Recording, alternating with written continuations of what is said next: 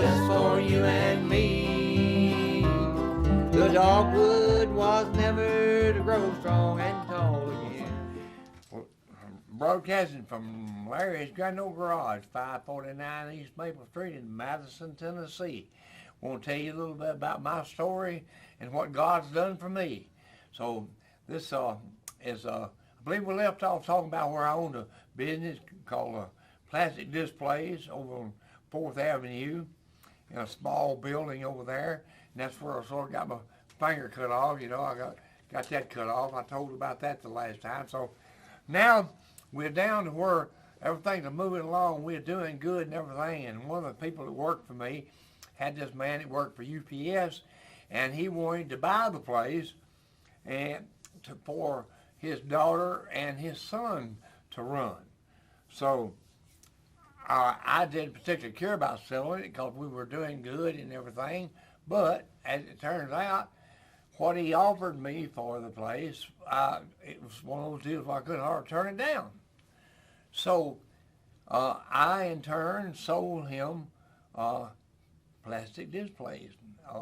And we were in the little building right in the forks of the road on 4th Avenue just before you drop off the hill to the fairgrounds.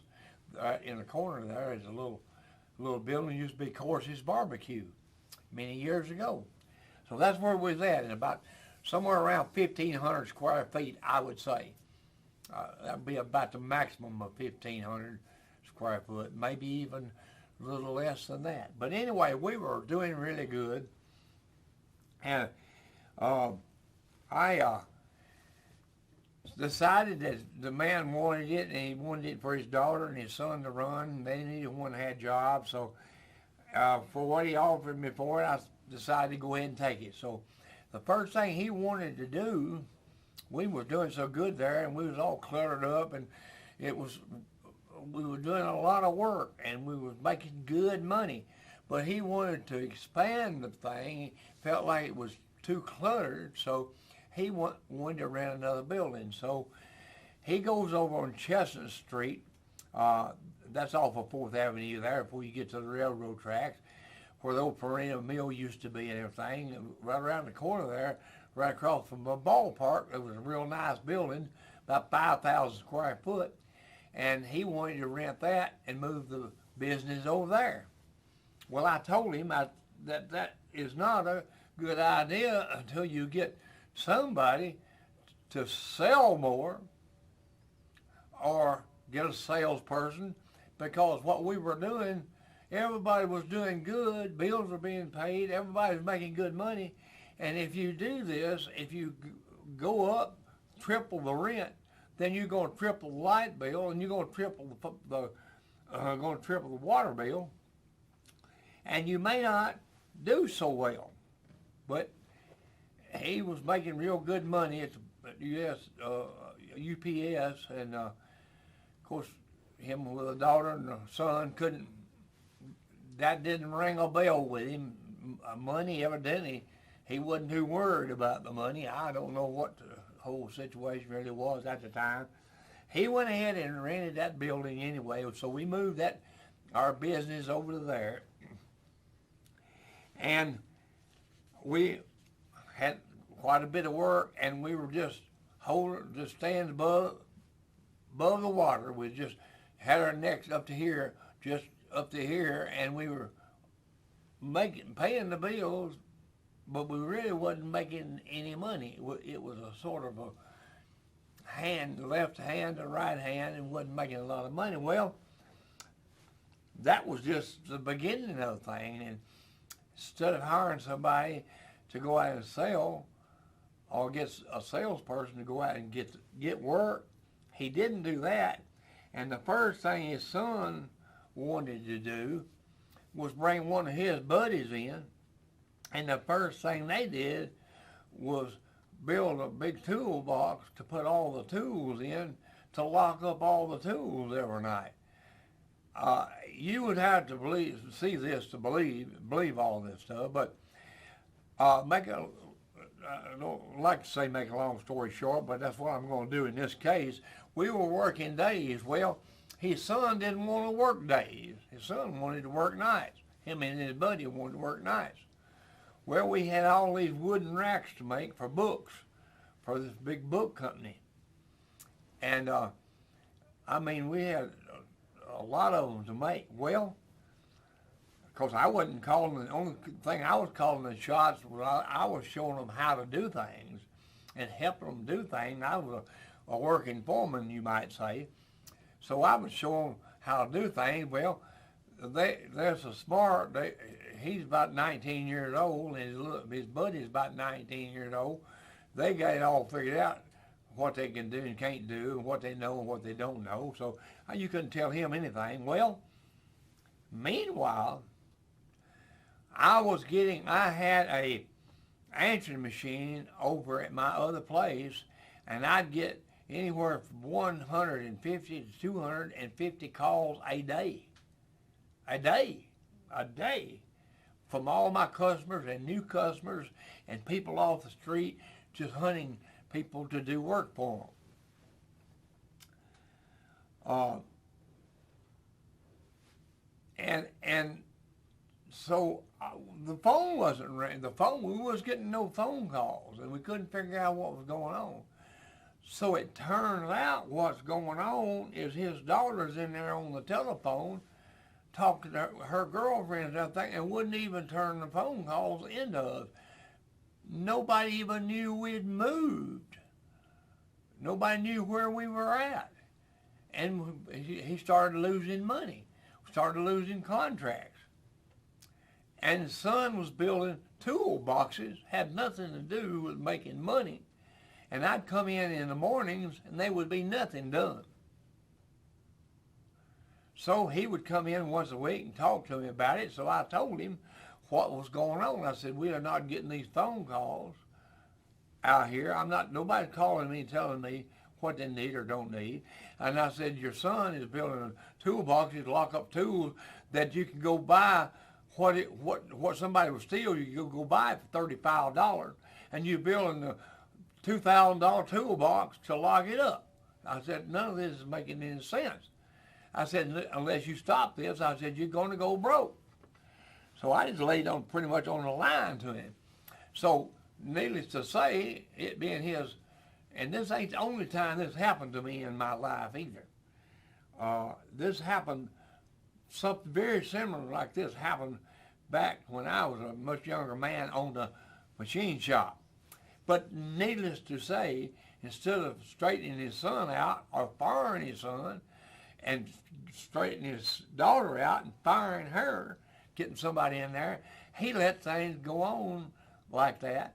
So every time he would come in, every week he'd come in, I would tell him the same thing was going on. We wasn't making any money. We weren't getting any new business. We weren't getting any business because the phone number never changed. The phone number didn't change. The place changed. So she was not telling them where we was at, how to get there, or giving me the phone, let me talk to him, whatever. So he went to losing money. Needless to say, he went to losing money, big time. So I told him, I said, I'll tell you what, I said, you got about a month to figure out what you're going to do here. I said, because you're not going to make it like this. This is not going to work the way it's going. I said, your overhead's tripled in everything, in every way. We're getting no phone calls for new business or any kind of business other than what I know personally that I've told, and I walked in and told people where we was at. So it went on like that for almost another month, and he called me one morning. Instead of coming in, he called me. I said, and I told him exactly that his son wasn't worth a crap. His daughter wasn't worth a crap. I didn't care where he liked it, didn't like it. I was no longer going to operate like that. And I told him over the phone that your keys to this place is laying on the desk. I quit. So exactly what I did. I left the keys laying there, and I personally told him that I had quit. And I said, you ain't going to last unless you just want to throw money out the window. You're not going to last doing what you're doing. So anyway, I went on about my business, and I had a good friend up in White House, had a machine shop, and I went up between times in the machine shop and wanted to help him do some work in the machine shop, and was just peddling, doing this, that, and the other. Well, now remember, I had learned my plastics back at a place called Plastic Supply, and I learned how to do all this plastic back there. So they knew me real well, and so they found out what was going on and what happened. So I was just riding down the road one day, and I got this phone call, and they said there's a man down in Huntsville, Alabama, has got a plastic company down there that he's having problems. They were making crosses.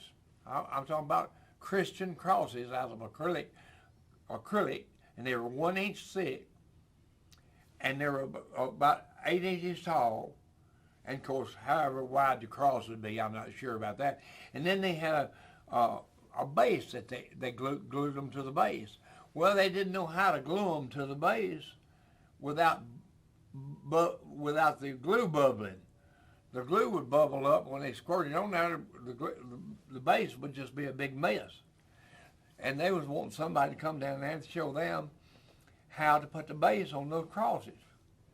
So, since I wasn't doing a whole lot up here, I was just peddling up here at the machine shop and everything. So I called the guy, and the guy asked me would I come down there and help them with those crosses they were building, and they couldn't stick the bases to. I said, yeah. I said, I'll be down there Monday. This is like Wednesday or Thursday. I said, I'll be down there Monday morning. Give me the address. I'll be down there Monday morning, and I said, I'll help you out. See if we can't cure the problem. Well, I get down there on Monday morning, and the guy that owned the place seemed to be just a wonderful guy. He was really a nice guy, and at least at that point, it's sort of like getting into the army. They're nice, so they get you in there, you know. But that's okay. That's another story. He shows me this cross. He shows me this base. And he told me what the problem was. He said, when we glue that on, he said, the glue won't run all the way under it, and it leaves a dry spot, or it bubbles up and makes it look bad. And I said, well, have you got the lid off of a jar or something that don't leak? Just a solid lid like you screw on a glass, a fruit jar, but it be solid. He said, yeah. Well, I said, well, if you'll get that for me, I'd appreciate it. So I make this little fixture that you slide the base into, and then I got the fixture up here that you slide the cross onto, because the cross is all one piece and the base was another piece. So I got my fixture made. I poured my glue in this lid, about a 1/8 of an inch amount of glue in the bottom of the lid.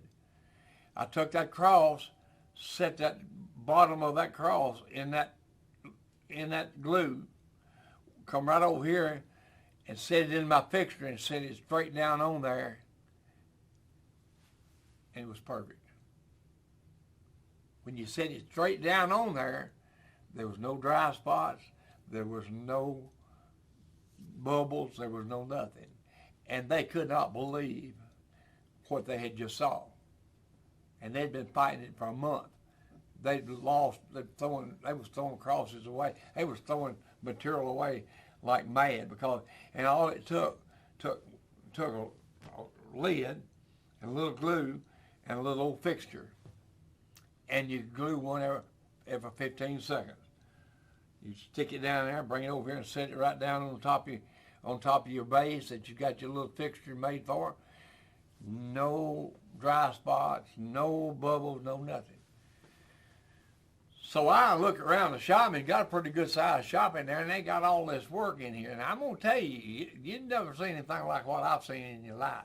I'm telling you, he got just a tremendous amount of work in there. Well, here's this.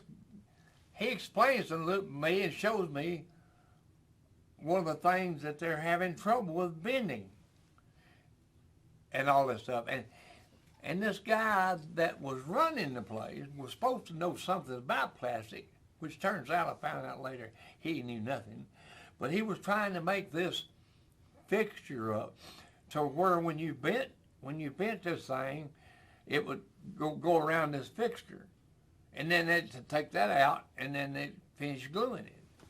Well, first of all, nothing was coming out square, and nothing was matching up. They couldn't get one to work. They couldn't get it to work, and they had that stuff sitting. You wouldn't believe they had that stuff sitting everywhere. Thousands of dollars worth. Smoke, 1/4-inch plexiglass. Had this company up in Indiana buying this stuff. Well, they had done sent them some, and they got them back, and the ones that wasn't, they accepted some of them, but when they got them up there, 2/3 of them was broke. They were sending them by UPS, and they weren't packing them correctly. Well, UPS, FedEx, everybody has specifications you have to go by for you to get your money back under any type of insurance claim. Well, here he is, got 200 or 300 of those things in boxes. I'm talking about already been up there, sent them back, and him standing there claiming he's going to get his money back from insurance from UPS. I said, you ain't going to get a dime back from that. I've been there, done that, up here in Nashville. I said, you mark that up and scrap, or get whatever you get out of it any way you get it, because you're not going to get a dime off that right there. I said, you're not packing this stuff to the specifications of UPS. Oh, I'll get my money. I said, well, okay. I said, he said, and then he comes up, he says, would you come to work for me? Would you run this place down here for me? I said, yep. I said, I will. I said, I'm in between jobs right now. I said, you got me at the right time. I said, I will. I will come down here and run this place for you. But things are going, everything down here's got to change. I said, I got to run it. Nobody's got to interfere with me. Well, the first thing I run into was a truck driver down there. Wasn't nothing but a bum. He was driving a truck for him. Wasn't worth a dime for nothing. And, of course, he and I didn't get along right off the bat, because I tell you, if I do something, I expect to get it done. Well, that was the first round. And, of course, naturally, the boss stood up for him instead of me. And he just hired me to straighten the mess out. Well, let's get back to this plastic and everything. So we instead of having to make this fixture, I took and threw the fixture they were trying to make, I threw it in a dumpster. I went back there and took this table and set up these angles in the back. I set up angles, 90-degree angles in the back, but it was come up like this and went out the back like a piece of angle iron. And that's how, and bending plastic, you bend plastic, the way we were bending plastic is where they got little round 1/4-inch rods. Well, they got a lot of different types of rods, but we were using little 1/4-inch rods, and those rods were 4 foot long, and you'd lay that plastic on there, and you'd let it stay on the one side for a minute, then you'd flop it over and let it stay on there for another minute, then it would bend right up, right exactly where you want it to bend. Well, so it had 3 bends in it. Well, they were trying to make a fixture. It's just, can't explain to you how bad it was. But anyway, so what I done is I set 3 rods up at the right distance apart, heated up all 3 of them at the same time, and when they got hot, I folded them up, run them up against my angle, and set a brick. Now, we had bricks. What I used was regular house bricks, and I'd wrap them in cloth where they wouldn't scratch the plastic. So what I done is I had them wrap me up a bunch of bricks first for weights. That's to weight it down and keep it from moving. So I would heat all 3 joints at the same time, roll it up, put it up against my angle in the back, and set and set my bricks on it, and in 3 minutes it was cold. And you take the brick off, and it was there. It wouldn't move, and it was exactly perfect every time. Well, these things had ends on them. Well, then they was trying to build a picture where you could fold each end up on the thing and then glue it. Well, the odds of that happening, it almost takes a computer and a machine, injection molding machine to do stuff like that. So what I did was I rolled them all up in like they're supposed to be done. Then I cut my ends, and I'd set my ends on there and glue the end on, flip it over, glue the other end on. Set me a block on top of that, and 3 minutes later I could take it off. I could carry it over, and I left about a eighth of an inch to a quarter of an inch, 3/16 of an inch on all the way around the outside. You carry it over to the router, and you route it right off. Now, most people out there that's listening to me right now has no idea how you make plastic shine, how you make it look like glass on the edges, how you make it smooth on the edges. Well, anybody wants to go into the plastic business, I can tell you how to make moonshine. I can tell you how to shine plastic, which most of you don't know how to do neither one. You take a little torch. They make this little torch that you put on your acetylene and your oxygen tanks. It's a little bitty thing about that long. And you light it up, and there's a little bitty flame comes out the end of it. You flame them edges of that plastic. And it takes the edge off, it won't cut you, and it shines like new money. That's how you polish plastic, is with that little torch. It's not a regular torch like you use for cutting steel and stuff like that. It's a much smaller one made for nothing but that.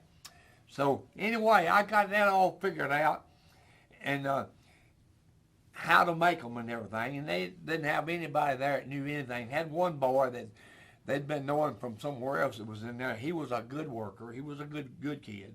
He was a good worker, and he listened to me, and I showed him how to do this. Well, first time in my life that I ever did this. But let's back up just a little ways here. Remember, I sold a business in Nashville. Remember, I quit that business in Nashville.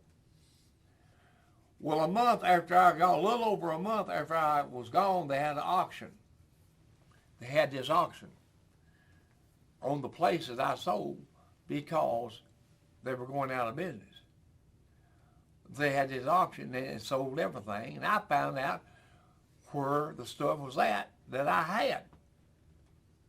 Where the stuff was at that I had in my place that they auctioned off. And I proceeded to go over and find out how I can go about buying it. Or when are they going to have another auction? Well, they were going to have another auction like about a week later from when I asked about it. Well, when I went in there to the auction, there wasn't but about a half a dozen people there. And the stuff that was up for auction from that plastic place that I had owned before, nobody knew what the stuff even was. They didn't have no idea what those heaters was for. They didn't have no idea what that stuff was and what it did. Well, I did. And guess what? I bought everything for $125. And I've got a lot of it here right now. I bought for $125. I bought one table worth $1,500. It's got 4 bars in it. I bought it for all it for $125.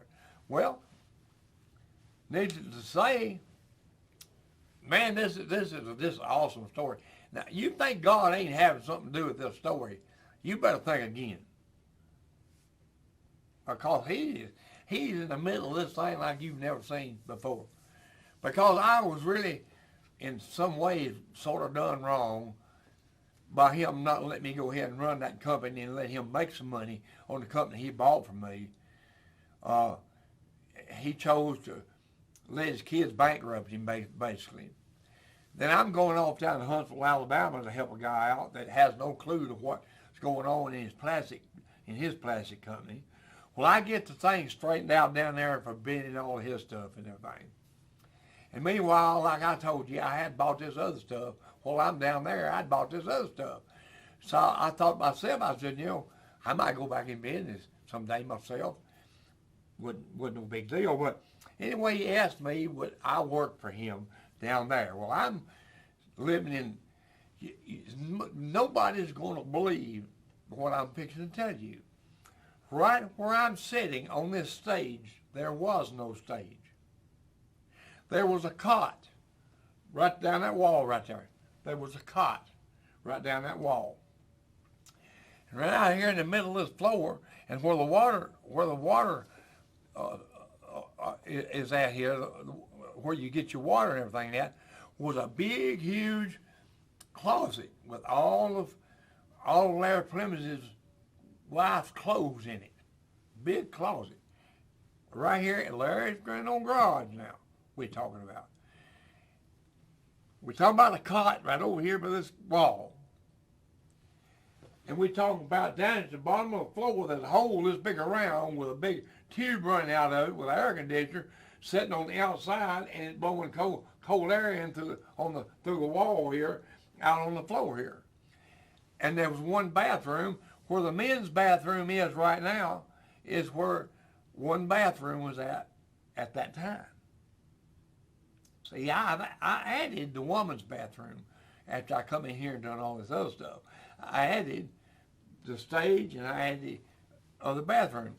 My point in telling you all this stuff is I'm in Huntsville, Alabama, working at the company down there 5 days a week, bringing trailer loads of stuff up here to Nashville every Friday afternoon and dropping it off at places.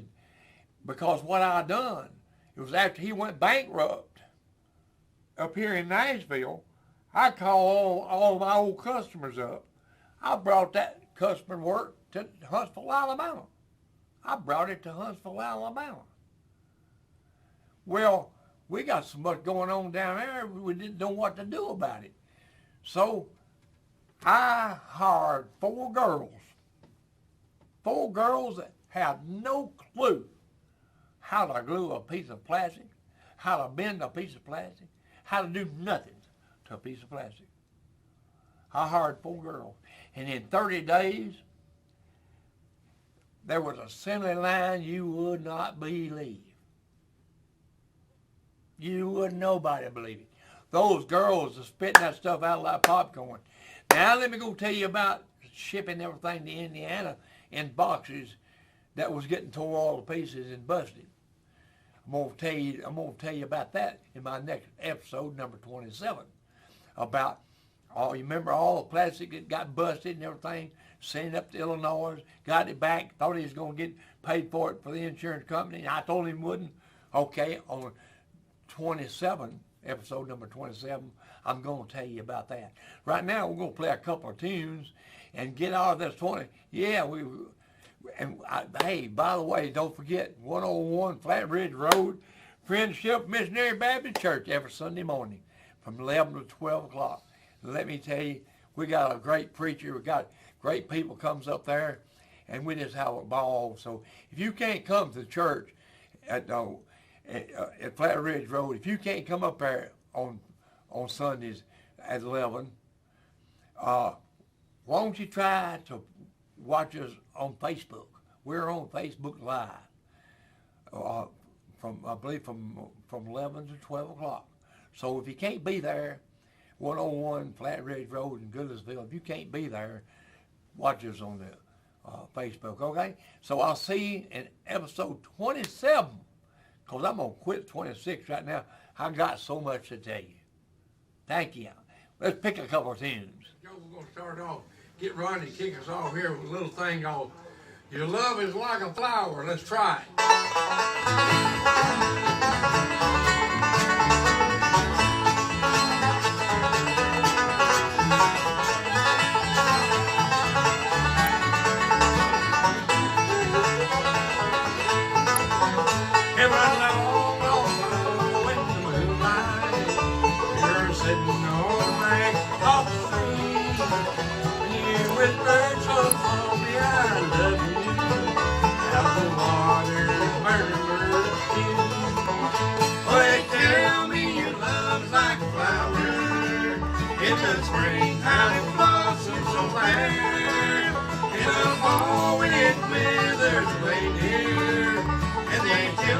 that's the way of your love.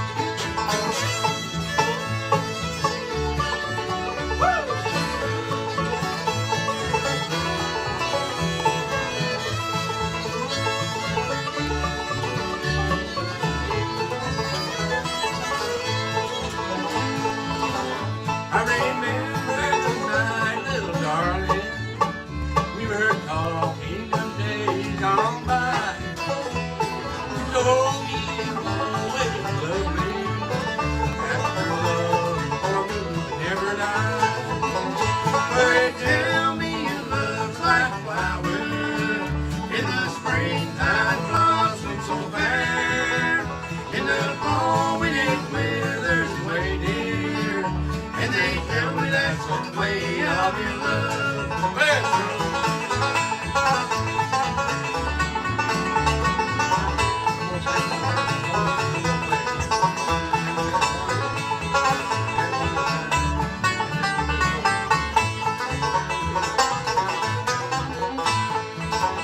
it was spring when you whispered these words, dear.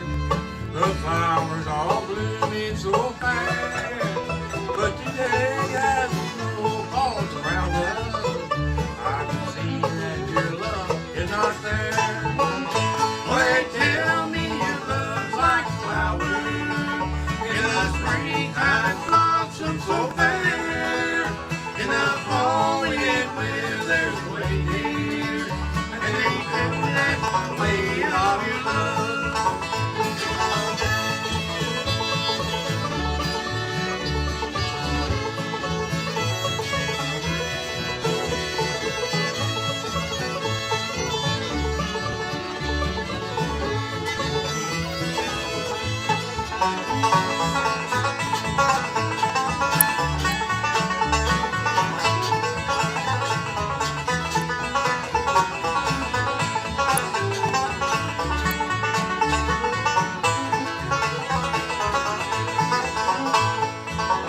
Well, they tell me your love's like flowers in the springtime, blossom so fair. In the fall, when it withers away, dear, and they tell me that's the way of your love. And they tell me that's the way of your love. And they tell me that's the way of your love. On the Cherokee Shuffle.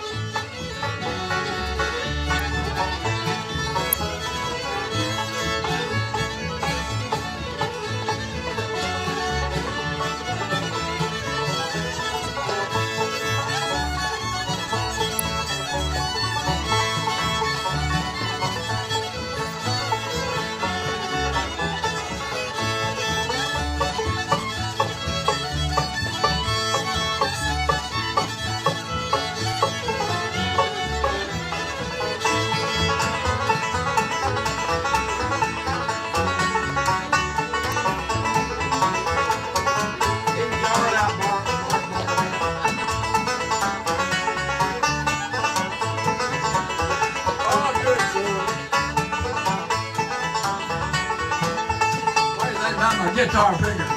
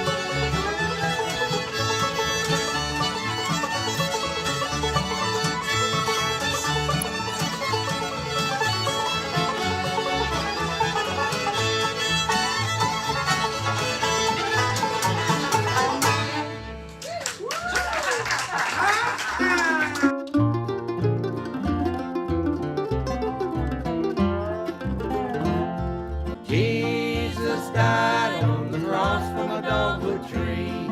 He gave his life and soul just for you and me. The dogwood